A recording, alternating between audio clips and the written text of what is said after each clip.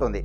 Okay, ఆ విధంగా మనం ఇక్కడ పరిశీలించినట్లయితే ఫస్ట్ మనం ఇక్కడ ఇండియన్ ఎకానమీకి సంబంధించిన టాపిక్స్ ఏమేమి ఉన్నాయి, వాటి నుంచి ఎంత వెయిటేజ్ అవడానికి ఆస్కారం ఉంటుంది, ఏ టాపిక్ నుంచి ఎక్కువగా క్వశ్చన్ రేస్ కావడానికి ఆస్కారం ఉంటుంది, అండ్ ఎకానమీని ఏ విధంగా చదవాలి అనేది మనం ఈ సెషన్లో డిస్కస్ చేసుకోవటం జరుగుతుంది. మరి ఆ విధంగా చూసినట్లయితే ఫస్ట్ ఆఫ్ ఆల్ మనకి ఇక్కడ ఇండియన్ ఎకానమీ, ఓకేనా, ఇండియన్ ఎకానమీకి సంబంధించి ఇక్కడ మనం చూసినట్లయితే ప్రధానంగా, ఓకేనా, ఇండియన్ ఎకానమీకి సంబంధించి అంటే భారతదేశ ఆర్థిక వ్యవస్థ అంటామా, ఇండియన్ ఎకానమీ భారతదేశ ఆర్థిక వ్యవస్థ. ఈ ఇండియన్ ఎకానమీకి సంబంధించి మనకు దీంట్లో ఏమేం సిలబస్ ఉన్నాయి ఆ సిలబస్ను ఒకసారి ఇక్కడ లుక్ వేస్తాం. ఓకేనా, ఫస్ట్ ఆఫ్ ఆల్ ఇక్కడ దానిలో వన్ ఆఫ్ ద టాపిక్ వచ్చేసి ఏంటంటే మనకు జాతీయ ఆదాయం అనే ఒక టాపిక్ ఉన్నదమ్మా. నేషనల్ ఇన్కమ్ అంటాం, జాతీయ ఆదాయం, వెరీ ఇంపార్టెంట్ అండ్ కాన్సెప్టెడ్ టాపిక్. ఈ టాపిక్ని మనం ఈ టాపిక్లో మనకు ప్రధానంగా ఏ అంశాలు ఇక్కడ ప్రధానంగా చర్చించుకోవాలంటే ఈ జాతీయ ఆదాయము టాపిక్ నుంచి మనకు సుమారుగా 1 నుంచి 2 మార్క్స్ రావడానికి ఆస్కారం ఉంటుందమ్మా. మినిమం అయితే 1 మార్క్ కంపల్సరీ ఉంటుంది. మరి ఈ జాతీయ ఆదాయం అనే టాపిక్లో మనము ఎలా చదవాలి టాపిక్ని అంటే చూడండి, ఇక్కడ ఈ జాతీయ ఆదాయం అనే టాపిక్లో మనకు ప్రధానంగా ఈ జాతీయ ఆదాయానికి సంబంధించిన నిర్వచనాలు ఉంటాయి. నెక్స్ట్ జాతీయ ఆదాయానికి సంబంధించి కొన్ని ముఖ్యమైన పదాలు ఉంటాయి. ఫర్ ఎగ్జాంపుల్ స్థూల ఉత్పత్తి అంటే ఏంటిది, నికర ఉత్పత్తి అంటే ఏంటిది, దేశీయోత్పత్తి అంటే ఏంటిది, జాతీయోత్పత్తి అంటే ఏంటిది. నెక్స్ట్ అదేవిధంగా ఉత్పత్తి కారకాల ఖరీదు దృష్ట్యా ఆదాయం అంటే ఏంటిది, దాన్నే మనము ఫ్యాక్టర్ కాస్ట్ అంటాం. అదేవిధంగా మార్కెట్ ధరల దృష్ట్యా ఆదాయం అంటే ఏంటిది, దాన్నే మనము మార్కెట్ ప్రైస్ అంటాం. ఇలాంటి కొన్ని టర్మ్స్ మధ్య వాటి యొక్క మీనింగ్, వాటి మధ్య డిఫరెన్స్ అనేది మనం ఇక్కడ కంపల్సరీ తెలుసుకోవాలి. ఓకేనా. నెక్స్ట్ అదేవిధంగా జాతీయ ఆదాయంలో ఏ ఏ అంశాలను పరిగణిస్తారు అంటే జాతీయ ఆదాయాన్ని లెక్కించేటప్పుడు ఏ ఏ అంశాలు పరిగణలోకి తీసుకుంటారు, ఏ ఏ అంశాలను మినహాయిస్తారు, అలాంటి అంశాన్ని తెలుసుకోవాలి. నెక్స్ట్ ప్రస్తుతం మనకు జాతీయ ఆదాయాన్ని ఎవరు లెక్కిస్తారు? ఒకప్పుడు మనకు సిఎస్ఓ లెక్కించేది, సెంట్రల్ స్టాటిస్టికల్ ఆర్గనైజేషన్. కానీ ప్రజెంట్ దాని ప్లేస్లో మనకి ఏమొచ్చిందంటే ఎన్ఎస్ఓ వచ్చిందమ్మా, నేషనల్ స్టాటిస్టికల్ ఆఫీస్. కాబట్టి ఆ జాతీయ ఆదాయాన్ని ఎన్ఎస్ఓ ఏ విధంగా లెక్కిస్తుంది ఆ పాయింట్ కూడా మనం తెలుసుకోవాలి. నెక్స్ట్ మన ఇండియాలో జాతీయ ఆదాయ అంచనాలు అంటే స్వతంత్రానికి ముందు, స్వతంత్రానికి తరువాత మన ఇండియాలో జాతీయ ఆదాయాన్ని ఎవరెవరు లెక్కించారు, వారి ప్రకారం జాతీయ ఆదాయం ఎంతెంత ఉన్నది అనేది ఇక్కడ కూడా మనం క్లారిటీగా డిస్కస్ చేసుకోవాలి. అండ్ ప్రజెంట్ జాతీయ ఆదాయంలో వివిధ రంగాల వాటా ఏ విధంగా ఉన్నది అంటే పారిశ్రామిక రంగం వాటా ఏ విధంగా ఉన్నది, సేవా రంగం వాటా, వ్యవసాయ రంగం వాటా, ఏ రంగం ద్వారా ఎక్కువ ఆదాయం వస్తుంది, ఏ రంగం ద్వారా తక్కువ ఆదాయం వస్తుంది, అండ్ ఏ రంగం పైన ఆధారపడి ఎక్కువ మంది ఉపాధి పొందాలో, ఏ రంగంపై ఆధారపడి తక్కువ మంది ఉపాధి పొందాలో, ఇలాంటి అంశాలు కూడా మనం తెలుసుకుంటాం. అండ్ ఇంకోటి ఈ టాపిక్లో భాగంగానే మనకు తలసరి ఆదాయం అనే టాపిక్ ఉంటుంది. తలసరి ఆదాయం అంటే ఏంటిది, మన రీసెంట్ సర్వే ప్రకారం మన ఇండియాలో తలసరి ఆదాయం ఎక్కువ రాష్ట్రాలు ఏంటిది, తలసరి ఆదాయం తక్కువ రాష్ట్రాలు ఏంటిది, ఆ అంశం కూడా తెలుసుకోవాలి. అండ్ రీసెంట్గా మనకు వృద్ధి రేట్లు ఉంటాయి, జాతీయ ఆదాయ వృద్ధి రేట్లు.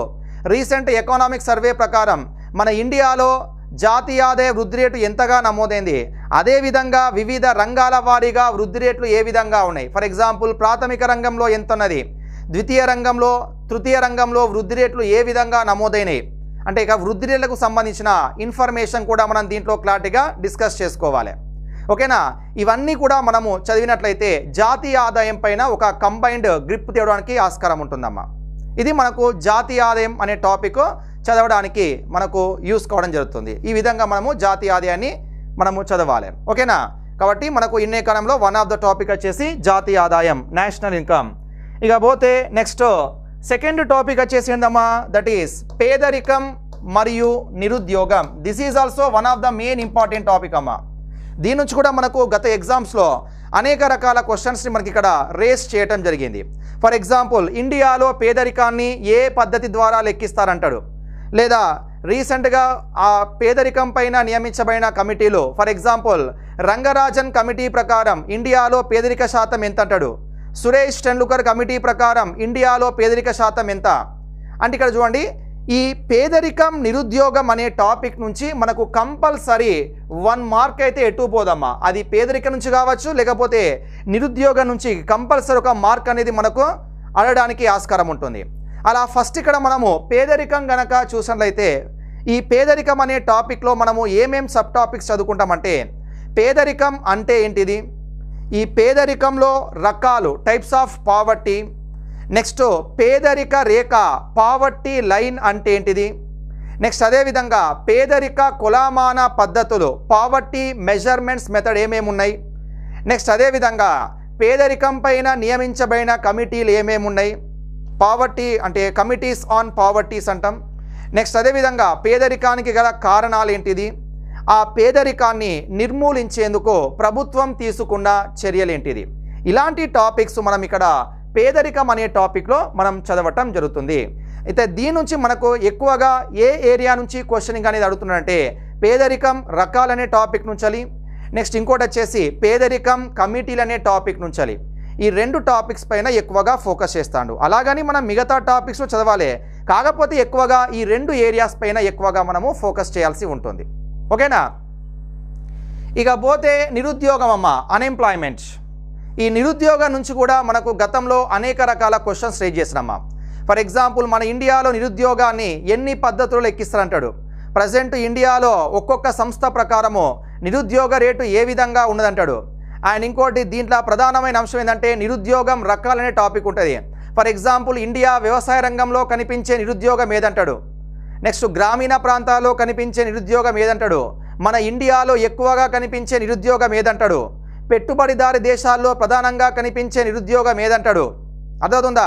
అండ్ ఇక్కడ ఈ నిరుద్యోగం అనే టాపిక్లో మనము ఏమేం చదువుతామంటే దీంట్లో ఇండెక్స్ సబ్ టాపిక్స్ ఏమేమి ఉంటాయి అంటే, ఒకటి నిరుద్యోగం నిర్వచనం, రెండవది నిరుద్యోగం రకాలు అంటే types of unemployments, and third one మూడోది వచ్చేసి ఏంటంటే నిరుద్యోగ కొలమాన పద్ధతులు మెజర్మెంట్స్ ఆఫ్ అన్ఎంప్లాయ్మెంట్స్, నెక్స్ట్ నిరుద్యోగం కారణాలు. ఓకేనా.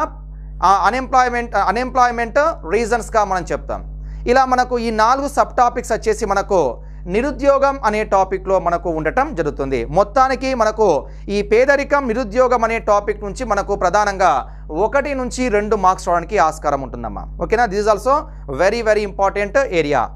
ఇకపోతే నెక్స్ట్ మనకు థర్డ్ టాపిక్ మనం చూసినట్లయితే ఆర్థిక సంస్కరణలమ్మా. ఏమంటున్నా, ఆర్థిక సంస్కరణలు, ఎకనామిక్ రిఫార్మ్స్ అంటామమ్మా. ఓకేనా. Economic reforms, this is also very important area. ఈ ఆర్థిక సంస్కరణలకు సంబంధించి ఈ టాపిక్లో దీని నుంచి కూడా మనకు చూసినట్లయితే ఈ ఆర్థిక సంస్కరణ టాపిక్ నుంచి మనకు 1 నుంచి 2 మార్క్స్ రావడానికి ఆస్కారం ఉంటుందమ్మా. మన ఇండియాలో అసలు ఈ ఆర్థిక సంస్కరణ టాపిక్ని మనం ఎలా చదువుతామంటే, అసలు ఇండియాలో ఆర్థిక సంస్కరణల అమలుకు గల కారణాలు ఏంటిది, అండ్ ఆర్థిక సంస్కరణల కంటే ముందు మన ఇండియా ఆర్థిక వ్యవస్థ లక్షణాలు ఏ విధంగా ఉన్నాయి, నెక్స్ట్ ఈ ఆర్థిక సంస్కరణల ఆవశ్యకత గల కారణాలు ఏమేమి ఉన్నాయి, నెక్స్ట్ మన ఇండియాలో ఈ ఆర్థిక సంస్కరణలు ఎప్పుడు అమలు చేశారు, వాటిని ఏ విధంగా అమలు చేశారు, నెక్స్ట్ ఈ ఆర్థిక సంస్కరణల అమలు వల్ల మనకు జరిగిన లాభాలేంటి నష్టాలేంటి, ఈ యాంగిల్లో మనకు ఎకనామిక్ రిఫార్మ్స్ అనే టాపిక్ని చదవాల్సి ఉంటుందమ్మా. This is also one of the most important ఏరియాగా మనం చెప్తాం. ఈ ఆర్థిక సంస్కరణ మనం ఇక్కడ ఎల్పిజి సంస్కరణ కూడా పిలవటం జరుగుతుంది. లిబరలైజేషన్, ప్రైవేటైజేషన్ అండ్ గ్లోబలైజేషన్గా మనం చెప్తాం. సరళీకరణ, ప్రైవేటీకరణ, ప్రపంచీకరణగా మనం చెప్తాం. ఇక పోతే నెక్స్ట్ టాపిక్ వచ్చేసి దట్ ఈస్ బ్యాంకింగ్ అమ్మా. This is also very very important area, banking topic. ఈ బ్యాంకింగ్ టాపిక్ సంబంధించి మనం చూసినట్లయితే వెరీ ఇంపార్టెంట్ ఏరియా. దీని నుంచి మనకు ఎక్కువగా కరెంట్ యాంగిల్లో క్వశ్చన్ ఆడడానికి ఆస్కారం ఉంటుందమ్మా. ఇక్కడ ఎస్పెషల్లీ మనం చూస్తున్నాం కదా, రీసెంట్గా మనకు బ్యాంకుల విలీనీకరణ జరుగుతుంది.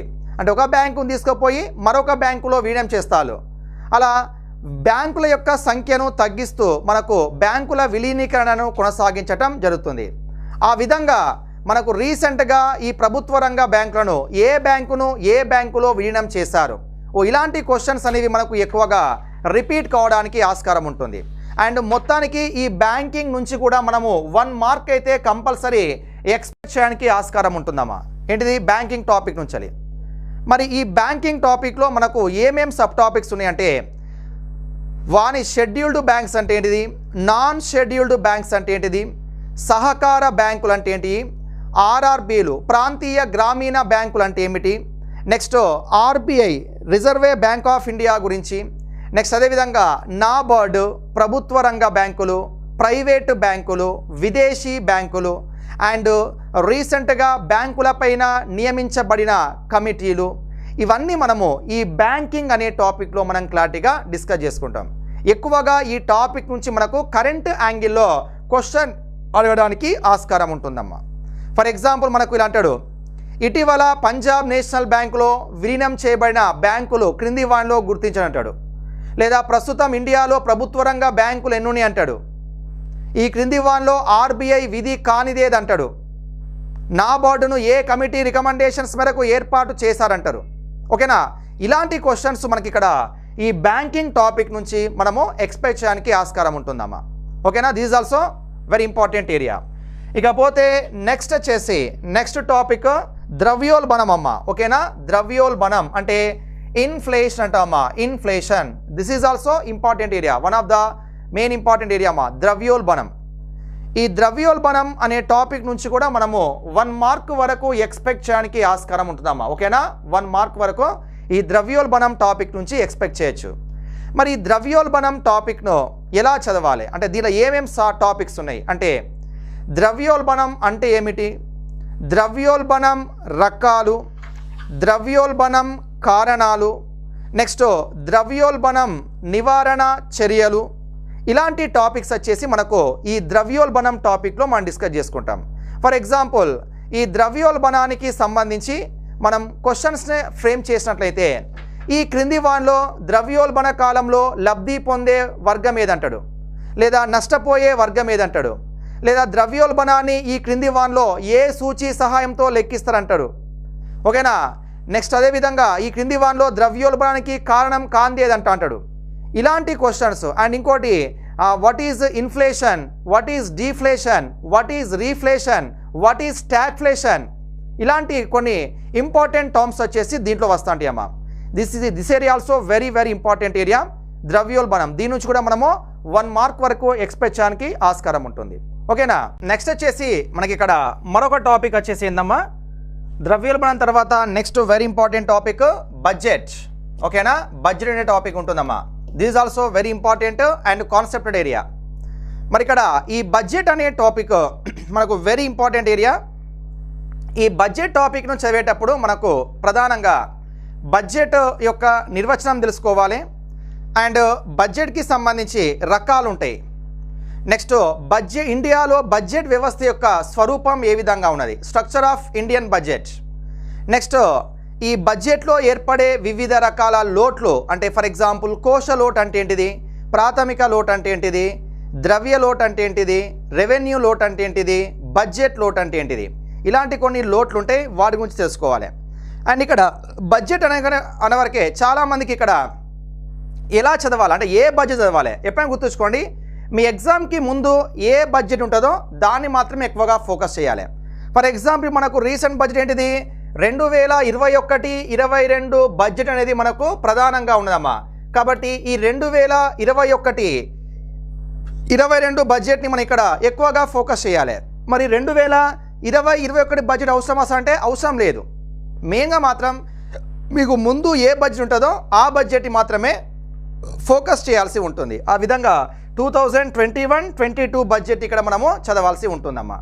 కాబట్టి ఇక్కడ ఈ బడ్జెట్ అనే టాపిక్ నుంచి కూడా మనకు 1 మార్క్ వరకు ఎక్స్పెక్ట్ చేయొచ్చమ్మా. దీంట్లో ప్రణాళిక వ్యయం అంటే ఏంటిది, అంటే రెవెన్యూ వ్యయం అంటే ఏంటిది, రెవెన్యూ రాబడి అంటే ఏంటిది, మూలధన వ్యయం అంటే ఏంటిది, మూలధన రాబడి అంటే ఏంటిది, ఇలాంటి అన్ని టర్మ్స్ అనేది మనకు ఈ బడ్జెట్ అనే టాపిక్లో మనం క్లారిటీ చేసుకుంటాం. ఇవన్నీ మనకు క్లారిటీగా ఉంటాయి. ఓకేనా, దీని నుంచి కూడా మనకు క్వశ్చన్స్ అనేవి ఎక్కువగా ఫ్రేమ్ చేయడానికి ఆస్కారం ఉంటుందమ్మా. ఫర్ ఎగ్జాంపుల్ ఇటీవల మనకు కరెంట్ అఫైర్ పరంగా చూసినట్లయితే అంటే మనకు ఇటీవల ఇంతకుముందు మనకు 2 టైప్స్ ఆఫ్ బడ్జెట్ని ప్రవేశపెట్టేవారు, రైల్వే బడ్జెట్ అని సాధారణ బడ్జెట్ అని. మరి ఇప్పుడు రైల్వే బడ్జెట్ని సపరేట్గా ప్రవేశపెడుతున్నారా, ప్రవేశపెట్టట్లేదు. ఫర్ ఎగ్జాంపుల్ ఏమంటాడు, రైల్వే బడ్జెట్ని సాధారణ బడ్జెట్లో ఏ సంవత్సరంలో కలిపేశారంటాడు. కాబట్టి మనకు ఇలాంటి క్వశ్చన్స్ ఈ బడ్జెట్ అనే టాపిక్ నుంచి రావడానికి ఆస్కారం ఉంటుంది. అండ్ బడ్జెట్ని ప్రవేశపెట్టిన తొలి మహిళ ఎవరంటారు? అండ్ ఇటీవల 2021-22 బడ్జెట్ని ఏ పేరుతో ప్రవేశపెట్టారంటాడు? దానికి ఎన్ని పిల్లర్స్ ఉన్నాయి అంటాడు? ఇలాంటి అన్ని అంశాలు ఇక్కడ మనము బడ్జెట్ అనే టాపిక్లో క్లారిటీగా డిస్కస్ చేసుకోవాలి. These also very important and కాన్సెప్టెడ్ area. ఓకేనా? దీన్ని చూడ మనకు 1 మార్క్ రావడానికి ఆస్కారం ఉంటుందమ్మా. ఇక పోతే నెక్స్ట్ చాప్టర్ వచ్చేసి ఏంటంటే ట్యాక్సెస్. Very important. పన్నుల వ్యవస్థ అమ్మా. ఓకేనా? పన్నులు అంటాం ట్యాక్సెస్. ఈ పన్నులు అనే టాపిక్ కూడా మనకు వెరీ కాన్సెప్టెడ్ టాపిక్ అమ్మా. ఈ టాపిక్లో మనకు గతంలో గనక మనం అబ్జర్వ్ చేసినట్లయితే దీని నుంచి 1 మార్క్ అనేది కంపల్సరీగా వస్తుంది. కంపల్సరీ. మరి దీని నుంచి మనకు ఎలాంటి క్వశ్చన్స్ అనేవి రేస్ కావడానికి ఆస్కారం ఉంటుందంటే ఈ క్రింది వానిలో ప్రత్యక్ష పన్ను ఏది, పరోక్ష పన్ను ఏది అంటాడు. అంటే మన ఇక్కడ ప్రత్యక్ష పన్ను పరోక్ష పన్ను అంటే ఏంటిది, వాటి మధ్య డిఫరెన్స్ తెలుసుకోవాలి. అదేవిధంగా ఒక పన్ను ఇచ్చి ఇది కేంద్ర ప్రభుత్వ పన్నా రాష్ట్ర ప్రభుత్వ పన్నా అంటాడు. అంటే ఏది కేంద్ర ప్రభుత్వం విధిస్తుంది, ఏది రాష్ట్ర ప్రభుత్వం విధిస్తుంది, అది కూడా మనకు మినిమం అవగాహన ఉండాలి. నెక్స్ట్ ఇటీవల కాలంలో పన్నుల సంస్కరణలో వచ్చిన అతి గొప్ప సంస్కరణ ఏంటి ఇక్కడ? GST, goods and service tax. ఆ జిఎస్టీకి సంబంధించి ఫుల్ డీటెయిల్ ఇన్ఫర్మేషన్ కూడా మనము ఈ ట్యాక్సెస్ అనే టాపిక్లో డీటెయిల్గా ఎక్స్ప్లెయిన్ చేసుకోవాలి. కాబట్టి అండ్ ఇప్పటి వరకు ఈ పన్నుల వ్యవస్థ పైన నియమించబడిన కమిటీస్ ఏంటిది, ఏ కమిటీ ఏ విధమైన సిఫార్సు చేసింది అనే అంశాలు ఇక్కడ మనం తెలుసుకోవాలి. అండ్ ఇక్కడ జిఎస్టీకి ముందు జిఎస్టీకి తరువాత కేంద్రానికి ఏ పన్ను ద్వారా ఎక్కువ రాబడుస్తుంది, అదేవిధంగా జిఎస్టీకి ముందు జిఎస్టీకి తర్వాత రాష్ట్ర ప్రభుత్వానికి ఏ పన్ను ద్వారా ఎక్కువ రాబడుస్తుంది. ఇలాంటి అన్ని అంశాలు మనకి ఇక్కడ దేంట్లో పన్నుల వ్యవస్థలో భాగంగా అంటే ట్యాక్సెస్ సిస్టంలో మనం తెలుసుకుంటామా. ఫర్ ఎగ్జాంపుల్ మనకు ప్రీవియస్ క్వశ్చన్ అయితే ఈ క్రింది వానిలో ప్రత్యక్ష పన్ను కానిది ఏదంటాడు? కార్పొరేట్ ట్యాక్స్, ఆదాయపు పన్ను, బహుమతి పన్ను, ఎక్సైజ్ సుంకం అంటాడు. అంటే ఎక్సైజ్ సుంకం అనేది మనకు పరోక్ష పన్ను, అది ప్రత్యక్ష పన్ను కాదు. మరి ప్రత్యక్ష పన్ను ఎలా గుర్తించాలి, పరోక్ష పన్ను ఎలా గుర్తించాలి మనం క్లారిటీగా ఈ టాపిక్లో డిస్కస్ చేసుకుంటాం. Okay, this is also very important area. 1 mark వరకు ఏరియా నుంచి మనము ఎక్స్పెక్ట్ చేయడానికి ఆస్కారం ఉంటుంది.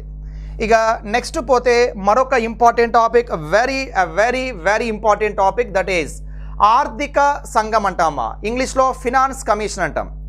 This is very important area అమ్మా. ఈ ఆర్థిక సంఘాన్ని మనము కరెంట్ ఎకానమీ అంటే కరెంట్ యాంగిల్లో చదవాలి. కరెంట్ అఫైర్ యాంగిల్లో మనకు ఈ ఆర్థిక సంఘాన్ని చదవాల్సి ఉంటుంది. Very important.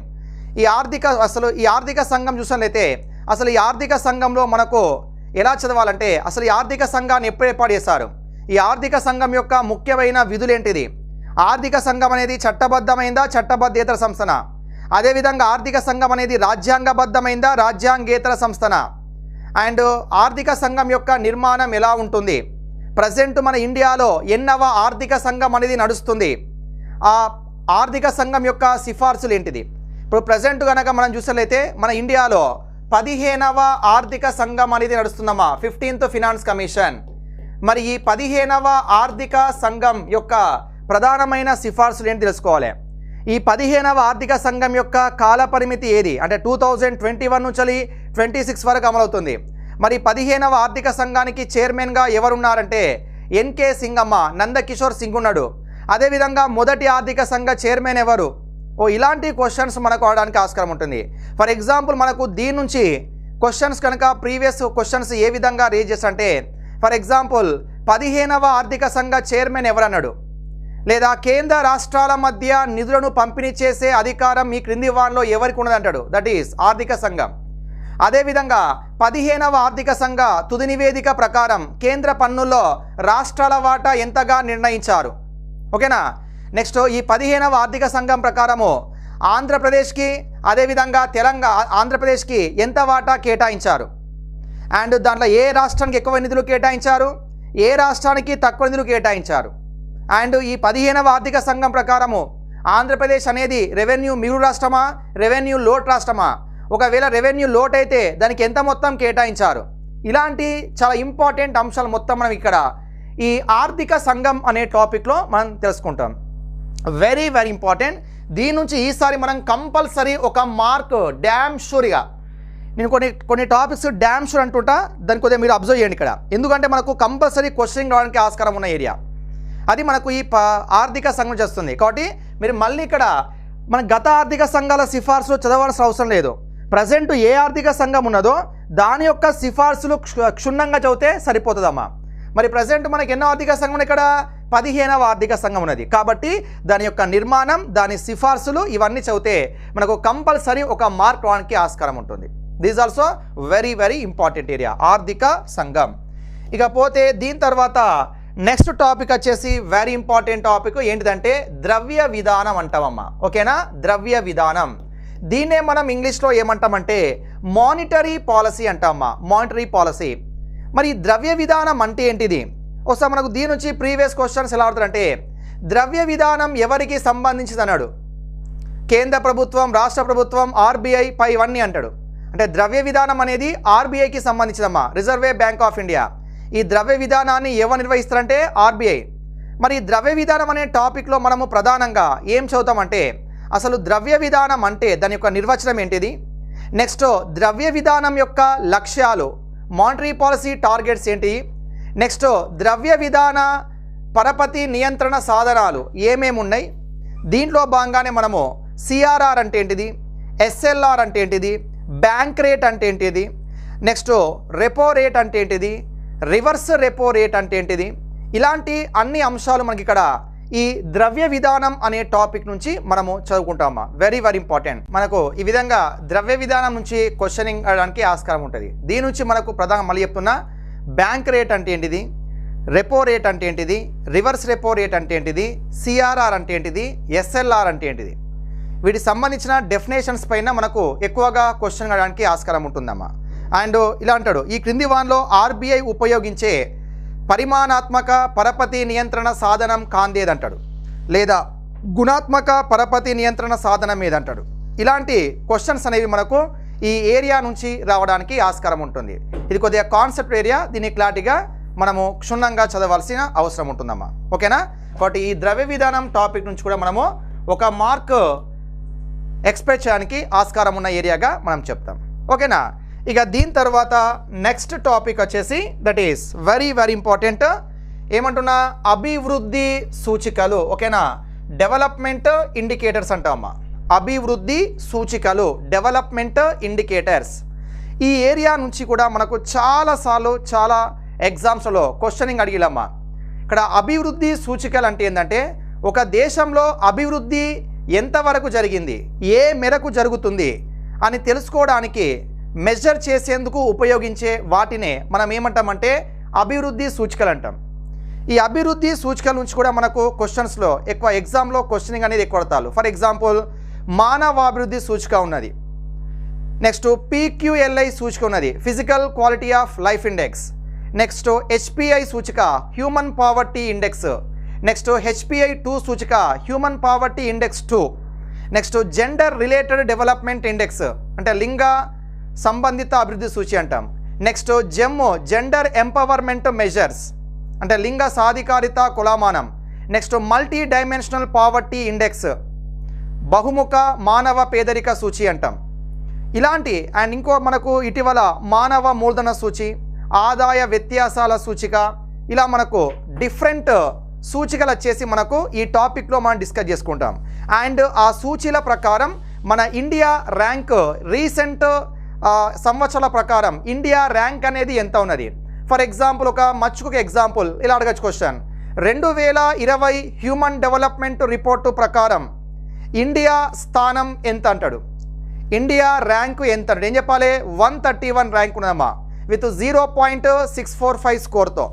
అంటే ఇక్కడ ప్రతి సూచికను చదివేటప్పుడు ఆ సూచికలో ఏ ఏ అంశాలు తీసుకుంటారు, దాని ప్రకారము ప్రపంచంలో మన ఇండియా ఎన్నవ స్థానంలో ఉన్నది, అదేవిధంగా మొదటి స్థానాలు పొందుతున్న దేశాలు ఏంటిది, చివరి స్థానాలు పొందుతున్న దేశాలు ఏంటిది, ఇలాంటి అంశాలు మనకి ఇక్కడ అభివృద్ధి సూచికలు అనే టాపిక్లో మనం డిస్కస్ చేసుకుంటాం. దీని నుంచి అమ్మ మళ్ళీ చెప్తున్నా కరెంట్ ఎకానమీ అంటే కరెంట్ ఎకానమీ యాంగిల్లో మనకు దీని నుంచి క్వశ్చనింగ్ రావడానికి ఆస్కారం ఉంటుంది. ఓకేనా, దీని నుంచి కూడా కంపల్సరీ డ్యామ్ షూర్ ఒక మార్క్ రావడానికి ఆస్కారం ఉంటుంది, అది ఏ సూచికైనా కావచ్చు. కాబట్టి ప్రతి దాన్ని మనము క్షుణ్ణంగా పరిశీలించాల్సిన అవసరం ఉంది. ఇక దీని తర్వాత నెక్స్ట్ మనం అబ్జర్వ్ చేస్తే మరొక మెయిన్ టాపిక్ అమ్మ, చాలా పెద్ద topic and very very important topic. That is ఏంటంటే భారత వ్యవసాయ విధానం, అగ్రికల్చరల్ పాలసీ ఇన్ ఇండియా. భారత వ్యవసాయ విధానం, అగ్రికల్చర్ పాలసీ ఇన్ ఇండియా. అంటే ఇక్కడ చూడండి, మన ఇండియాలో వ్యవసాయ రంగం అనేది చాలా పెద్ద రంగం, ఎందుకంటే దీనిపైనే ఎక్కువ మంది ఆధారపడి ఉపాధి పొందుతున్నారు. అలాంటి ఈ వ్యవసాయ రంగం నుంచి మనకు క్వశ్చనింగ్ కూడా ఎక్కువగా రావడానికి స్కోప్ ఉన్న ఏరియా. అయితే ఈ వ్యవసాయ రంగాన్ని మనం ఎలా చదవాలంటే బేసిక్స్ నుంచి రీసెంట్ ఏ విధంగా మార్పులు జరుగుతున్నాయి వ్యవసాయ రంగంలో వాటన్నింటినీ మనం ఇక్కడ అబ్జర్వ్ చేస్తూ చదవాలి. ఇక్కడ బేసిక్ నుంచి అంటే మనకు ఫర్ ఎగ్జాంపుల్ ఈ వ్యవసాయ రంగానికి సంబంధించి పంట కాలాలు ఉంటాయి, నెక్స్ట్ పంటలు రకాలు ఉంటాయి, నెక్స్ట్ కమతాలు ఉంటాయి, అగ్రికల్చర్ హోల్డింగ్స్ అంటాం, నెక్స్ట్ వ్యవసాయ పరపతి, వ్యవసాయ మార్కెటింగ్, ఓకేనా. ఇలాంటి అంశాలన్నీ కూడా మనకి ఇక్కడ నెక్స్ట్ పశు సంపద, అటవీ సంపద, ఉద్యానవనాలు, ఇవన్నీ కూడా మనకు ఈ అగ్రికల్చర్ అనే టాపిక్లో మనం ప్రధానంగా చదవటం జరుగుతుంది. అండ్ దీని నుంచి ఫర్ ఎగ్జాంపుల్ మనకు ప్రీవియస్ క్వశ్చన్స్ ఎలా రేస్ చేస్తున్నారంటే ఈ క్రింది వాన్లో వాణిజ్య పంట కానిది ఏది, ఈ క్రింది వాన్లో ఆహార పంట ఏది, లేదా ఇండియాలో ఎక్కువగా విస్తీర్ణంలో సాగు చేస్తున్న పంట ఏది, లేదా ఇండియాలో ఎక్కువగా ఉత్పత్తి అవుతున్న పంట ఏది, లేకపోతే రీసెంట్ 2020-21 ఆర్థిక సర్వే ప్రకారం ఇండియాలో పప్పు ధాన్యాలను ఎక్కువగా ఉత్పత్తి చేస్తున్న రాష్ట్రం ఏంటిది, లేదా వరి ఉత్పత్తిలో మొదటి 3 స్థానాల్లో ఉన్న రాష్ట్రాలు ఏంటిది. నెక్స్ట్ ఇటీవల సంవత్సరంలో 2020-21 సంవత్సరానికి ఇండియాలో ఆహార ధాన్యాల ఉత్పత్తి ఎంతైంది, అర్థమవుతుందా. అండ్ ఇటీవల ఈ వ్యవసాయ రంగంలో ప్రవేశపెడుతున్న కొత్త పథకాలు, ఫర్ ఎగ్జాంపుల్ పిఎం ఆశా పథకం, పిఎం కిసాన్ పథకం, ప్రధానమంత్రి మత్స్య సంపద యోజన పథకం, ఇలా మనకు రీసెంట్ కరెంటు అంశాలను జోడిస్తూ స్టాక్ అంశాలను కలుపుతూ మనం ఈ టాపిక్ని చదవాల్సి ఉంటుంది. చాలా పెద్ద టాపిక్ అమ్మా. దీని నుంచి మనం ఒక 2 నుంచి 3 మార్క్స్ వరకు ఎక్స్పెక్ట్ చేయడానికి ఆస్కారం ఉన్న ఏరియా, 2 to 3 మార్క్స్, ఎందుకంటే పెద్ద టాపిక్ అండ్ క్వశ్చనింగ్ కూడా ఎక్కువగా అడగడానికి వీలున్న టాపిక్ ఇది. వెరీ వెరీ వెరీ ఇంపార్టెంట్, ఓకేనా. కాబట్టి ఇక్కడ భారత వ్యవసాయ విధానం, అగ్రికల్చరల్ పాలసీ ఇన్ ఇండియా అనే టాపిక్లో మనకు ఈ విధమైన సబ్ టాపిక్స్ ఉంటాయి. అండ్ వెయిటేజ్ కూడా మనకు ఈ రేంజ్లో రావడానికి ఆస్కారం ఉన్న ఏరియాగా దీన్ని మనం చెప్తాం, ఓకేనా. ఇది ఇంపార్టెంట్ ఏరియా, మళ్ళీ చెప్తున్నా, దానిపైన కొద్దిగా స్పెషల్ ఫోకస్ పెట్టాలమ్మా. అండ్ నెక్స్ట్ మరొక ముఖ్యమైన టాపిక్ వచ్చేసి ఏంటంటే భారత పారిశ్రామిక విధానం అమ్మ, ఓకేనా. భారత పారిశ్రామిక విధానం అంటే ఇండస్ట్రియల్ పాలసీ ఇన్ ఇండియా అంటాం, ఇండస్ట్రియల్ పాలసీ ఇన్ ఇండియా. అంటే ఇక్కడ ఈ భారత పారిశ్రామిక విధానం అనే టాపిక్లో మనం ఏం చదువుతామంటే సేమ్ దీంట్లో కూడా పరిశ్రమలకు సంబంధించి మన ఇండియాలో పారిశ్రామిక నిర్మాణం ఏ విధంగా ఉన్నది, అంటే పారిశ్రామిక రంగంలో ఏమేమి ఉపరంగాలు ఉన్నాయి, నెక్స్ట్ దేశ జీడిపిలో ఈ పారిశ్రామిక రంగం నుంచి ఎంత వాటా అందుతుంది, ఇటీవల పారిశ్రామిక రంగంలో నమోదైన వృద్ధి రేట్లు, నెక్స్ట్ అదేవిధంగా మనకు మెయిన్గా ఈ పారిశ్రామిక రంగానికి సంబంధించి పారిశ్రామిక తీర్మానాలు, ఇండస్ట్రియల్ రెజల్యూషన్ అంటాం. మన ఇండియాలో ఏ పరిశ్రమను ఏర్పాటు చేయాలి, ఏ ప్రాంతంలో పరిశ్రమ ఏర్పాటు చేయాలి, వాటిని ఎవరు ఏర్పాటు చేయాలి, వీటికి సంబంధించిన అంశాలను మనం ఏమంటామంటే పారిశ్రామిక తీర్మానాలు అంటాం. మన ఇండియాలో మొదటి పారిశ్రామిక తీర్మానం ఎప్పుడు చేస్తారు అంటే 1948, లాస్ట్ మనకు రీసెంట్ పారిశ్రామిక తీర్మానం 1991లో చేశారు. కాబట్టి మొదటి నుంచి ఇప్పటి వరకు పారిశ్రామిక తీర్మానాలకు సంబంధించిన ప్రతి అంశాన్ని ఇక్కడ మనం క్షుణ్ణంగా తెలుసుకోవాలి. ఫర్ ఎగ్జాంపుల్ ఏమంటాడు, 1956 పారిశ్రామిక తీర్మానంలో పరిశ్రమలను ఎన్ని రకాలుగా వర్గీకరించాలంటాడు. అదేవిధంగా ఇక్కడ అంటే ఇక్కడ ప్రతి పారిశ్రామిక తీర్మానం ఎప్పుడు చేశారు, దాని యొక్క మెయిన్ కాన్సెప్ట్ ఏంటిది, దాని యొక్క ముఖ్యమైన సిఫార్సులు ఏంటిది, ఇవన్నీ కూడా మనకి ఇక్కడ పారిశ్రామిక తీర్మానం అనే టాపిక్లో చదువుకోవాలి. అండ్ దాని తర్వాత మరొక మెయిన్ ఇంపార్టెంట్ టాపిక్ ఏంటంటే ఎంఎస్ఎంఈలు, మైక్రో స్మాల్ మీడియం ఎంటర్ప్రైజెస్, అంటే సూక్ష్మ చిన్న మధ్య తరహా పరిశ్రమల చట్టం, వాటికి సంబంధించిన ఇన్ఫర్మేషన్ ఇక్కడ మనం క్లారిటీగా డిస్కస్ చేసుకోవాలి. నెక్స్ట్ అదేవిధంగా ఇండియాలోని ముఖ్యమైన పరిశ్రమలు, అంటే ముఖ్యమైన పరిశ్రమలు ఏమేమి ఉన్నాయి వాటికి సంబంధించిన టోటల్ ఇన్ఫర్మేషన్ కూడా మనం ఇక్కడ క్లారిటీగా డిస్కస్ చేసుకోవాల్సి ఉంటుంది, ఓకేనా. ఇవన్నీ కూడా అంటే రీసెంట్గా ఈ పరిశ్రమల అభివృద్ధి కోసం ప్రభుత్వం ఏమేం చర్యలు తీసుకుంటున్నది. ఫర్ ఎగ్జాంపుల్ రీసెంట్గా కోవిడ్-19 పీరియడ్లో ఆత్మనిర్భర్ భారత్ అభియాన్లో భాగంగా పరిశ్రమల అభివృద్ధి కోసము ప్రభుత్వం ఏ విధమైన ప్యాకేజీని ప్రకటించింది. ఇలాంటి రీసెంట్ అంశాలను కలుపుకుంటూ, గత స్టాక్ అంశాలను కలుపుకుంటూ మనం ఈ టాపిక్ని చదవాల్సిన అవసరం ఉంటుంది. నేను చూడండి, ప్రతి దానికి ఇక్కడ ప్రతి టాపిక్ ఇక్కడ మనకు 2020-21 ఆర్థిక సర్వేను ప్రామాణికంగా తీసుకొని చదవాలమ్మా. ఎందుకంటే మనకు ప్రతి సంవత్సరం ఆర్థిక సర్వేని రిలీజ్ చేస్తారు. ఆ ఆర్థిక సర్వే ప్రకారం ఇక్కడ మనం అన్ని టాపిక్స్ని కవర్ చేయాల్సి ఉంటుంది. కాబట్టి ఇక్కడ ఈ మొత్తానికి ఈ పారిశ్రామిక విధానం అనే టాపిక్ నుంచి కూడా మనకి ఇక్కడ చాలా పెద్ద టాపిక్ ఇది కూడా. దీని నుంచి మనము 1 నుంచి 2 మార్క్స్ ఎక్స్పెక్ట్ చేయడానికి ఆస్కారం ఉన్న ఏరియాగా దీన్ని మనం చెప్తాం. ఓకేనా, very very most important area ఇది. మనకు భారత పారిశ్రామిక విధానం, ఇండస్ట్రియల్ పాలసీ ఇన్ ఇండియాగా మనం చెప్తాం. ఇక దీని తర్వాత నెక్స్ట్ మన టాపిక్ వచ్చేసి ఏంటిదంటే భారత విదేశీ వర్తక విధానం అంటామమ్మా. ఓకేనా, భారత విదేశీ వర్తక విధానం అంటే foreign trade policy in India అంటాం. ఓకేనా, foreign trade policy in India, foreign trade policy in India అంటాం. భారత విదేశీ వర్తక విధానం, foreign trade policy in India. And ఇక్కడ ఈ టాపిక్ కూడా మనకు చాలా సెన్సిటివ్ టాపిక్ అండ్ కాన్సెప్టెడ్ టాపిక్ అమ్మ.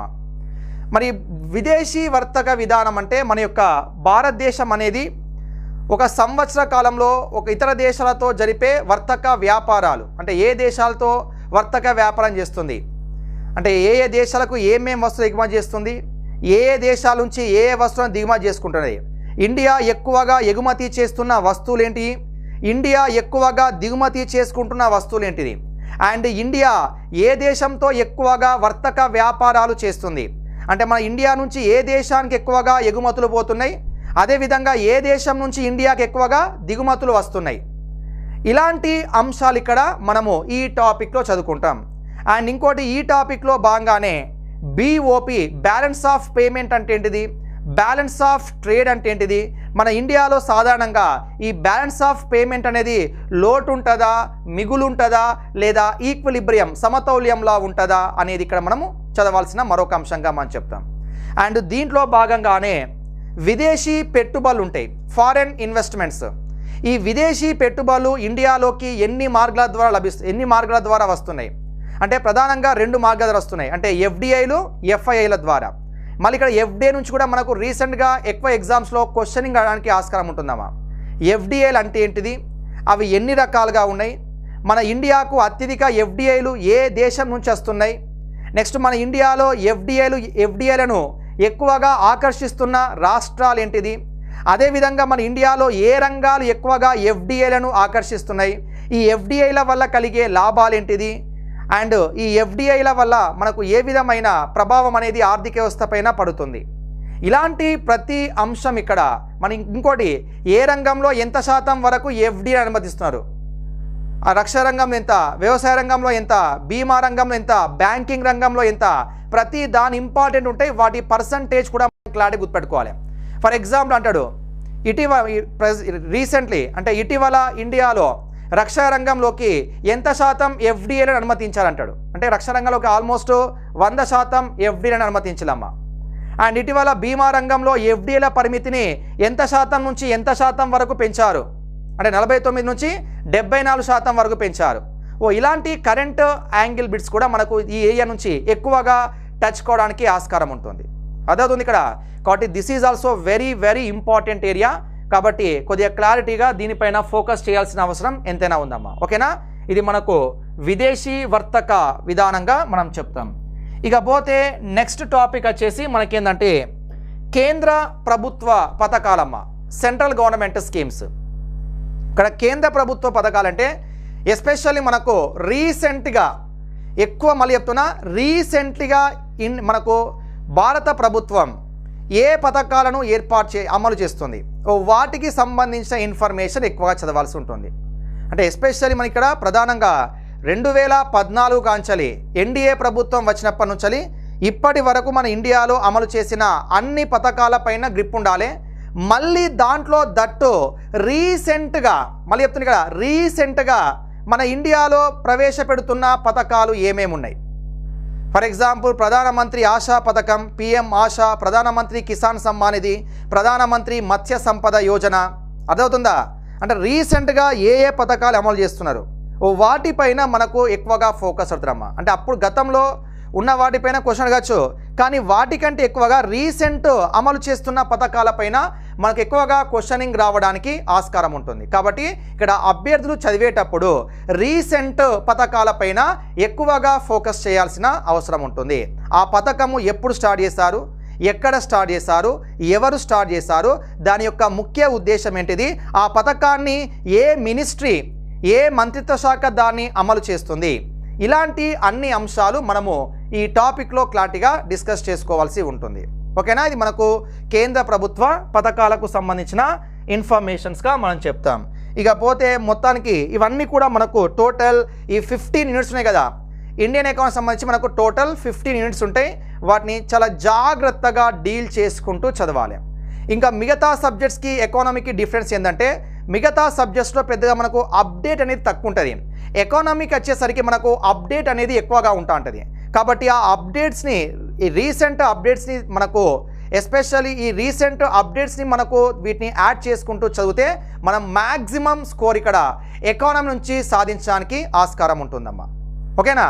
కాబట్టి ఇక్కడ నేను చెప్పిన ఈ టాపిక్స్ని కనుక క్లారిటీగా రీసెంట్ అంశాలను మేళవిస్తూ చదివితే మనకు మ్యాక్సిమం ఇక్కడ ఎకానమీ నుంచి స్కోర్ చేయడానికి ఆస్కారం ఉంటుంది. అండ్ ఇంకోటి చెప్తున్నా, అకౌంట్ చేయేటప్పుడు కంపల్సరీ మీకు ఎకనామిక్ సర్వే ప్రకారం చదవాలి. అప్పుడెప్పుడు డాటా మనకు అవసరమేమా, రీసెంట్ మనకు 2020-21 ఎకనామిక్ సర్వే ఉన్నాయి కదా, ఆ సర్వేను ఆధారంగా చేసుకొని ఇక్కడ మనం చదవాలి. ఫర్ ఎగ్జాంపుల్ 2011-12లో ఆహార ధాన్యాల ఉత్పత్తి ఎంత అడుగుతాడా, ఆ క్వశ్చన్ అడగడం మనకు. రీసెంట్ 2020-21 సంవత్సరానికి ఇండియాలో ఆహార ధాన్యాల ఉత్పత్తి ఎంత అయింది, లేదా 2014-15లో ఇండియాలో వరి ఉత్పత్తిలో 3 స్థానంలో రాష్ట్రాలు, అవి అడగడు. రీసెంట్ 2020-21లో వరి ఉత్పత్తిలో వరి ఉత్పత్తిని ఎక్కువగా ఉత్పత్తి చేస్తున్న రాష్ట్రాలు ఏమంటాడు, అవి కూడా మళ్ళీ ఇదివరకు ఏంటిది ఒక ఆప్షన్ మాత్రం అడిగేది, ఏంటిది వెస్ట్ బెంగాల్, ఉత్తరప్రదేశ్, పంజాబ్, హర్యానా అనేవాడు. కానీ ఇప్పుడు ఏమంటాడు, వరిని ఉత్పత్తి చేస్తున్న మొదటి 3 రాష్ట్రాలు లేదా మొదటి 4 రాష్ట్రాలను గుర్తించంటాడు. కాబట్టి ఇక్కడ మనం ఏంటంటే మారుతున్న ఎగ్జామ్ ప్యాటర్న్కి అనుగుణంగా మన యొక్క ప్రిపరేషన్ని కొనసాగించాలి. ఒకప్పుడు ఎగ్జామ్కి ఇప్పుడు ఎగ్జామ్స్కి చాలా తేడా ఉన్నది. ఒకప్పుడు ఎగ్జామ్స్ ఏంటంటే డైరెక్ట్ ఒక క్వశ్చన్ అడిగి దానికి డైరెక్ట్ ఆప్షన్స్ 4 ఆప్షన్స్ ఇచ్చేవాడు, దాన్ని గుర్తించమనేవాడు. డైరెక్ట్ ఆప్షన్స్ ఇక అది కొద్దిగా ఆలోచిస్తే మనం ఆన్సర్ పెట్టగలుగుతాం. కానీ రీసెంట్గా మారుతున్న రీసెంట్ ట్రెండింగ్ క్వశ్చన్స్ మనకు ఏ విధంగా రేజ్ అవుతున్నాయి అంటే, మ్యాచ్ ద ఫాలోయింగ్ అడుగుతున్నాడు. నెక్స్ట్ అదేవిధంగా ఒక 4 ఆప్షన్ ఇచ్చి దీంట్లో సరికాని వాక్యం ఏదంటాడు, లేదా 2 ఆప్షన్ ఇస్తాడు. 2 ఆప్షన్ ఇచ్చి దీంట్లో ఏది సరైంది, ఏబి సరైంది, ఏ మాత్రమే సరైంది, బి సరైంది, 2 సరైనవి కావు. కాబట్టి ఇక్కడ ఒకప్పుడు మనము పాయింట్స్ పరంగా చదివితే, ఇక్కడ ఎగ్జామ్ అంటే పాయింట్స్ పరంగా చదివినట్లయితే మనం ఇక్కడ ఏం చేయవచ్చు, జాబ్ కొట్టడానికి ఆస్కారం ఉండేది. కానీ ఇప్పుడు ఏంటంటే మనకు ప్రతి దాన్ని ఇక్కడ థియరీ ప్రకారంగా ఆ కాన్సెప్ట్ను అర్థం చేసుకుంటూ చదివినప్పుడే మన ఇక్కడ ఎగ్జామ్లో క్వశ్చన్కి ఆన్సర్ చెప్పడానికి ఆస్కారం ఉంటుందమ్మా. ఈ విధంగా మనకు మీకు అన్ని విధాలుగా ఇక్కడ విన్నర్స్ ఆన్లైన్ నుంచి మీకు మ్యాక్సిమం ఇక్కడ మోర్ ఇన్ఫర్మేషన్ ఇవ్వడానికి మీకు ట్రై చేయడం జరుగుతుంది. కాబట్టి ఈ సదవకాశాన్ని మీరు ఉపయోగించుకుంటారని ఆశిస్తున్నాను. ఓకేనా? రైట్.